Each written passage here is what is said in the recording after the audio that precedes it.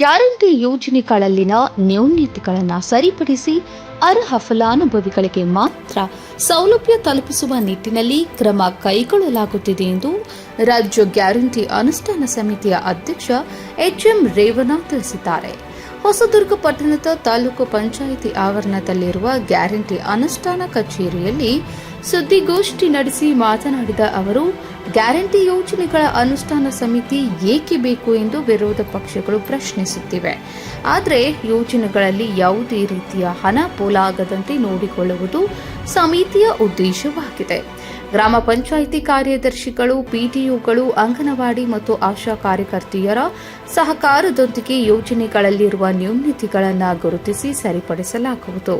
ಗೃಹಲಕ್ಷ್ಮಿ ಯೋಜನೆಯಡಿ ಫಲಾನುಭವಿಗಳ ಪೈಕಿ ಮೃತಪಟ್ಟವರ ಮಾಹಿತಿ ಸಂಗ್ರಹಿಸಿ ಬ್ಯಾಂಕ್ಗಳೊಂದಿಗೆ ಸಭೆ ನಡೆಸಿ ಅಂತಹ ಖಾತೆಗಳಿಗೆ ಹಣ ವರ್ಗಾವಣೆ ಸ್ಥಗಿತಗೊಳಿಸಲಾಗಿದೆ. ಕೆಲವು ಕಡೆಗಳಲ್ಲಿ ಬ್ಯಾಂಕ್ ಖಾತೆ ವ್ಯತ್ಯಾಸಗಳಿಂದ ಸಂಪೂರ್ಣ ಮಾಹಿತಿ ಲಭ್ಯವಾಗಿಲ್ಲ.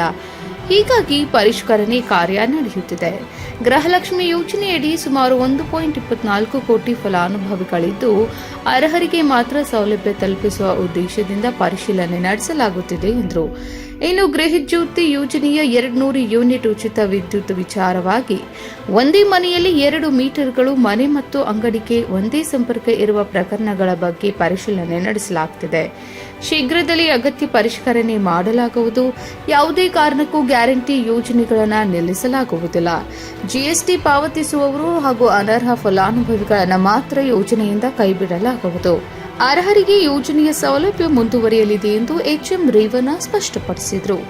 ಈ ಸಂದರ್ಭದಲ್ಲಿ ತಾಲೂಕು ಗ್ಯಾರಂಟಿ ಯೋಜನೆ ಅನುಷ್ಠಾನ ಸಮಿತಿ ಅಧ್ಯಕ್ಷ ಮೊಹಮ್ಮದ್ ಇಸ್ಮಾಯಿಲ್, ಮುಖಂಡರಾದ ಕೋಟಪ್ಪ, ದೀಪಿಕಾ, ಸತೀಶ್ ಸೇರಿದಂತೆ ಸಮಿತಿ ಸದಸ್ಯರು ಹಾಗೂ ಕಾಂಗ್ರೆಸ್ ಮುಖಂಡರು ಉಪಸ್ಥಿತರಿದ್ದರು. ಈ ರಾಜ್ಯದಲ್ಲಿ ಗ್ಯಾರಂಟಿ ಯೋಜನೆಯಿಂದ ಹಣ ಸರಿಯಾಗಿ ಉಪಯೋಗ ಆಗ್ತಾ ಇಲ್ಲ ಅನ್ನೋದು ಒಂದು ಅವರ ವಿರೋಧ ಪಕ್ಷದವರು. ಎರಡನೇದು, ಹಣ ಸರ್ಕಾರದಲ್ಲಿ ಹಣ ಇಲ್ಲ ಅಥವಾ ದಿವಾಳಿ ಅಂತಕ್ಕಂಥದ್ದು. ಮೂರನೇದು, ನಿಲ್ಲಿಸ್ತಾರೆ ಅಂತಕ್ಕಂಥದ್ದು.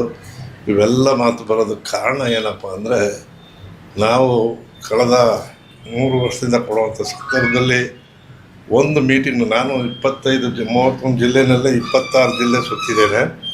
ನಾನು ಸುತ್ತಿ ಅಲ್ಲಿ ನೇರವಾಗಿ ನಾನು ನೋಡಿದಂಥ ಸಂದರ್ಭದಲ್ಲಿ 8/9/2025 8/9/25 ಒಂದು ಸಭೆಯಲ್ಲಿ ಒಂದು ಮಾಹಿತಿ ಬಂತು. ಸಾವು ನಿಶ್ಚಿತ, ಹುಟ್ಟು ಅನಿವಾರ್ಯ ಅಂತ ಹೇಳ್ತಾರೆ ಗಾದೆ. ಆ ರೀತಿ ಸಾವು ನಡ್ಕೊಂಡು ಬರ್ತಾರೆ ಅಂತ. ನಾವೇನು ಮಾಡಿದ್ವಿ, ಈ ಮನೆಯ ಯಜಮಾನಿಗೆ 2,000 ಕೊಡೋದೇ ಗೃಹಲಕ್ಷ್ಮಿಯ ಕಾರ್ಯಕ್ರಮ. ಆದರೆ ತೀರ್ಕೊಂಡಾಗ ಅದೇನಾಗಬೇಕು ಅನ್ನೋದ್ರ ಬಗ್ಗೆ ಮಾಹಿತಿ ಇರಲಿಲ್ಲ. ಇದು ಹೊಸ ಕಾರ್ಯಕ್ರಮ ಆದ್ದರಿಂದ ನ್ಯೂನತೆಗಳು ಬರೋದ್ರಲ್ಲಿ 1-2 ನ್ಯೂನತೆ ಬರುತ್ತೆ, ಅದನ್ನಿಲ್ಲ ಅಂತಲೂ ಹೇಳಲ್ಲ. ಆ ನ್ಯೂನತೆ ಸರಿಪಡಿಸೋಕ್ಕೋಸ್ಕರವೇ ಈ ಪರಿಷ್ಕರಣೆ ಅನ್ನೋ ಮಾತು ಬಂದಿದ್ದು ಅನ್ನೋದನ್ನು ತಮಗೆ ತಿಳಿಸೋಕೆ ಇಷ್ಟಪಡ್ತೇನೆ. ಮಾಧ್ಯಮದ ಗೆಳೆಯರೇ, ಅವತ್ತು ನಾವು ನೋಡಿದಾಗ ಬಂದ ವಿಷಯ, DBT ಮೂಲಕ ಅವ್ರಿಗೆ ನೇರವಾಗಿ ಹೋದಂಥ ಹಣ ಬ್ಯಾಂಕ್ನಲ್ಲಿ ಉಳಿದಿದೆ, ಅವ್ರಿಗೆ ತಲುಪಿಲ್ಲ.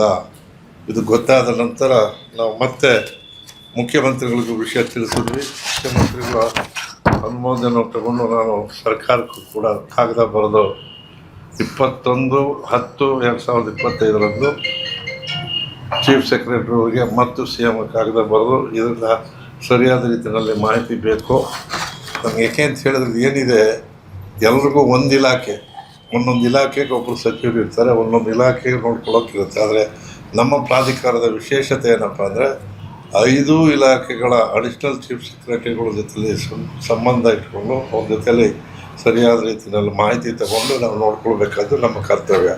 ನಮ್ಮ ಆದ್ಯತೆ ಕಟ್ಟಕಡೆಯ ವ್ಯಕ್ತಿಗೂ ಈ ಕಾರ್ಯಕ್ರಮ ತಲುಪಬೇಕು ಅನ್ನೋದೇ ಉದ್ದೇಶ, ಸರ್ಕಾರದ ಉದ್ದೇಶ. ಆ ದೃಷ್ಟಿಯಲ್ಲಿ ನಾವು ಪ್ರಯತ್ನ ಮಾಡಿದಾಗ ಅಂದು ನಮಗೆ ಗೊತ್ತಾಗಿದ್ದು, ಆ ಸಮಯದಲ್ಲಿ 5/12/25 ಮುಖ್ಯ ಕಾರ್ಯದರ್ಶಿಗಳ ನೇತೃತ್ವದಲ್ಲಿ ಸಭೆ ಮಾಡ್ತೇನೆ.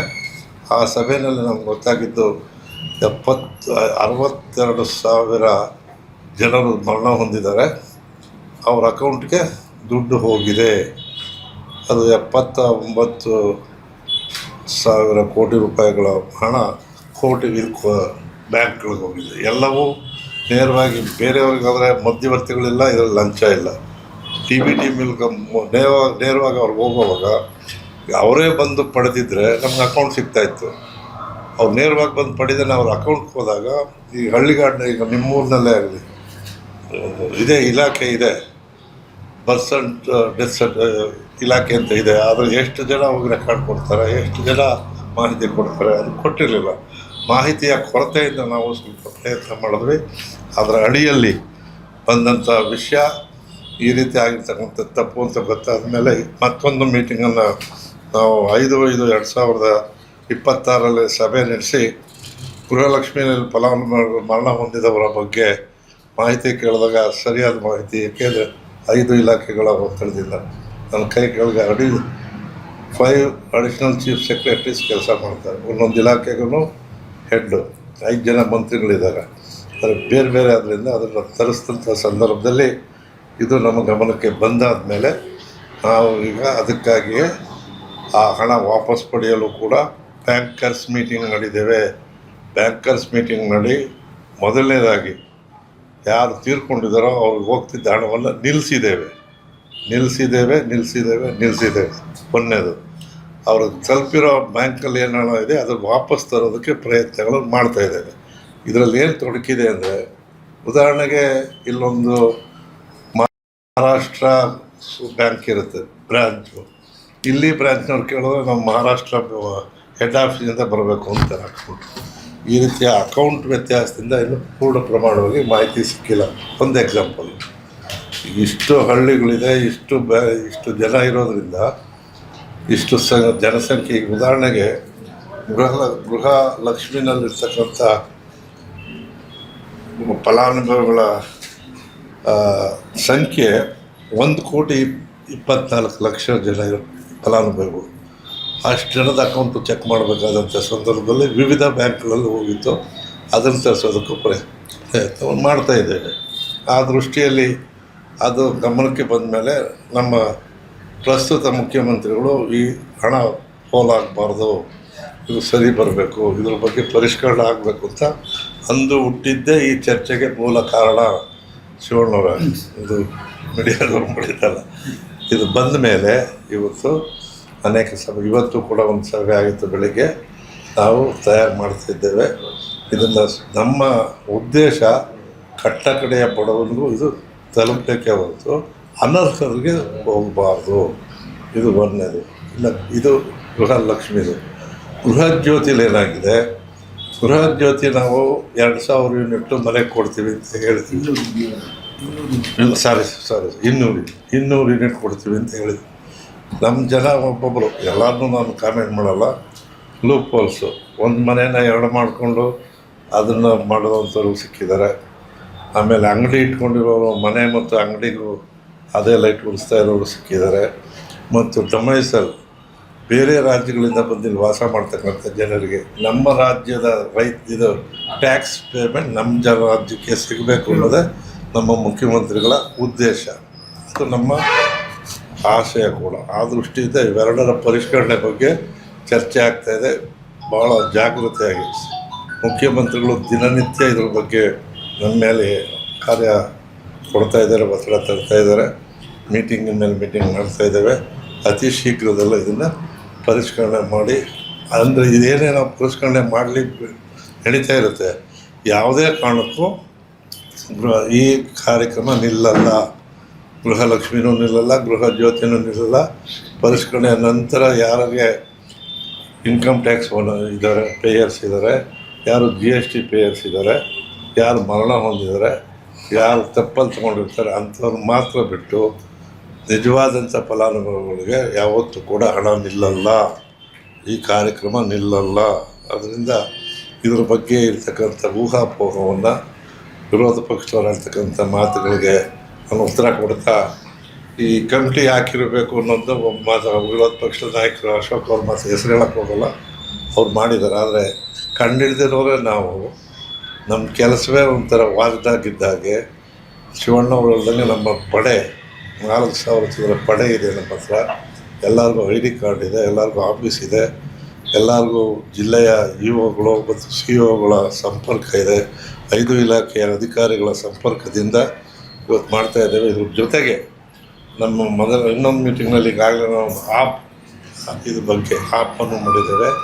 ಅದ್ರ ಮೂಲಕ ಹಳ್ಳಿಯ ಪಂಚಾಯಿತಿಯ ಸೆಕ್ರೆಟ್ರಿ, PDO, ಅಂಗನವಾಡಿ ಕಾರ್ಯಕರ್ತರು ಮತ್ತು ನಮ್ಮ ಆಶಾ ಕಾರ್ಯಕರ್ತರನ್ನು ಉಪಯೋಗಿಸ್ಕೊಂಡು ಈ ನ್ಯೂನತೆ ಸರಿ ಮಾಡೋದಕ್ಕೆ ಡ್ರೈವ್ ಮಾಡಿಸ್ಬೇಕು ಅಂತ ನಾವು ತೀರ್ಮಾನ ಮಾಡಿದ್ದೇವೆ. ಇನ್ನೂ ಅದು ಪ್ರಥಮ ಹಂತದಲ್ಲಿದೆ. ಇದು ಸರಿಪಡಿಸ್ತೇವೆ. ಇದು ತಮ್ಮ ಮೂಲಕ ಈ ರಾಜ್ಯದ ಜನತೆಗೆ ತಿಳಿಸೋದಕ್ಕೊಂದು ಅವಕಾಶವನ್ನು ಮಾಡಿಕೊಟ್ಟಂಥ ಮೊಹಮ್ಮದ್ ಇಸ್ಮಾಯಿಲ್ ಅವರಿಗೆ ಧನ್ಯವಾದ ಹೇಳಿ ತಮ್ಮೆಲ್ಲರಿಗೂ ನಾನು ಈ ವಿಷಯವನ್ನು ಮನ್ನಣೆ ಮಾಡಿ ತಮ್ಮ ಪ್ರಶ್ನೆ ಏನಾಯಿತು ಕೇಳ್ಬೋದು. ಗೃಹಲಕ್ಷ್ಮಿ ಸ್ವಲ್ಪ ಒಳ್ಳೆ ಗೊಂದಲ ಇದೆ. ಏನು 2 ಲಕ್ಷ ರೂಪಾಯಿ ಕೊಡ್ತಾರೆ, 2,000 ರೂಪಾಯಿ ಕೊಡ್ತಿದ್ದಾರೆ ತಿಂಗಳ. ಈಗ ಸ್ವಲ್ಪ ನೂತನ ಮುಖ್ಯಮಂತ್ರಿಗಳು 5,000 ರೂಪಾಯಿನ ಏರಿಸಿದ್ದಾರೆ ಅಂತ ಸುದ್ದಿ ಇದೆ. ಅದು ಎಲ್ಲ ಫೇಕ್ ಏನೋ ಗೊತ್ತಾಗ್ತಿಲ್ಲ, ಫೇಕ್ ಬಂದಿದೆ. ಬಟ್ ಅದು ಸಾರ್ವಜನಿಕರು ಭಾಳ ಗೊಂದಲ ಇದೆ. ಪ್ರಶ್ನೆ ಏನು ಕೊಡ್ತಿದೆ, 5,000 ರೂಪಾಯಿ ಹಾಕ್ತಾರೆ, ಹೊಸ ಖಾತೆ ಮಾಡಿಸ್ಬೇಕು ನಾವು ಗೃಹಲಕ್ಷ್ಮಿಗೆ ಅಂತ. ಸುಳ್ಳು. ಏನು 2,000 ಕೊಡ್ತಿದ್ವಿ ಅದೇ ಕಂಟಿನ್ಯೂ ಆಗುತ್ತೆ. ಎಲ್ಲೂ ಕೂಡ ಮುಖ್ಯಮಂತ್ರಿಗಳು ತಾವು ಇದ್ದೀರ ರಾಜ್ಯ ಮಟ್ಟದ ಪತ್ರಿಕಾ ಹೇಳಿಕೆನೂ ಮಾಡಿಲ್ಲ ಅಥವಾ ಸ್ಟೇಟ್ಮೆಂಟು ಮಾಡಿಲ್ಲ, TV ಬಂದಿಲ್ಲ.